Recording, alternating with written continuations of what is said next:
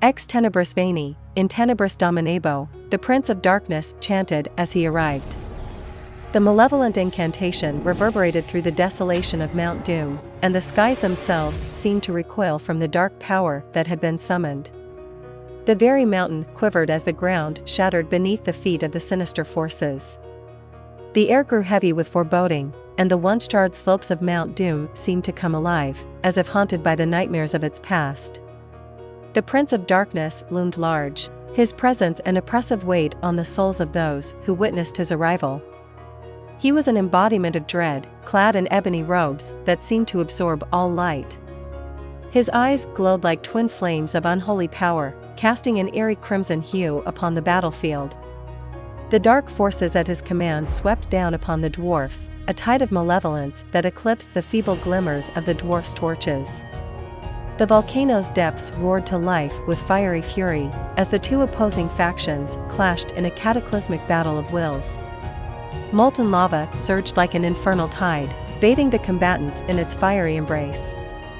The earth trembled in symphony with the fierce struggle, and the very air seemed to sing with the dirge of a world on the brink of calamity. The skies overhead turned a malevolent shade of onyx, as if the universe itself recoiled from the abominable forces at play. The dwarfs, guardians of their mountain's depths, fought with a tenacity born of desperation. Their hammers and enchanted runes clashed with the abyssal power of their assailants. The deafening clang of battle echoed through the volcano's chambers, a dirge of defiance against the relentless dark.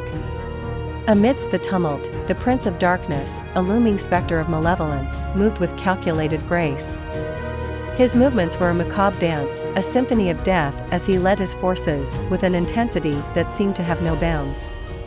The dwarf engineers, captured and forced into servitude, were confronted by the sinister prince himself. Defiance burned in their eyes, even as the prince's gaze promised the most dire consequences for insubordination.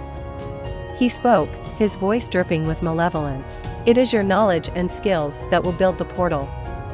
This portal will serve as a gateway for the legions of darkness, drawn from the abyss, into this world. Your fate is intertwined with its completion." Reluctantly, the dwarf engineers set to work.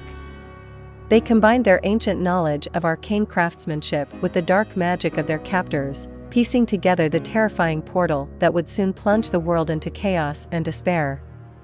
The creation of the portal, however, required an unprecedented source of power, something capable of sustaining its immense energy. The answer lay within the ancient crystal of the old gods, a colossal relic said to embody the essence of deities long past. This mighty crystal was the only force capable of fueling the portal and breathing life into the dark forces beyond. The sacred temple of the female warriors, located on a remote island, cradled the ancient crystal with utmost reverence. These sisters were the valiant protectors of this relic, devoted to safeguarding it against any threat, regardless of the cost. Upon receiving word of the impending darkness, the sisterhood understood the grave peril they faced. Their solemn charge as protectors of the ancient crystal was now a burden of unparalleled significance. As the darkness drew near, they prepared themselves for a confrontation that would test their strength, their unity, and their dedication. Seraphia, a formidable leader of the sisterhood, exemplified the harmony of martial prowess and potent magic. She addressed her fellow warriors with an unwavering resolve. "We are the sworn guardians of the ancient crystal, and it is our solemn duty to protect it at any cost. As the shadows encroach, we shall remain vigilant. Our mission is unwavering, and our spirits unbroken."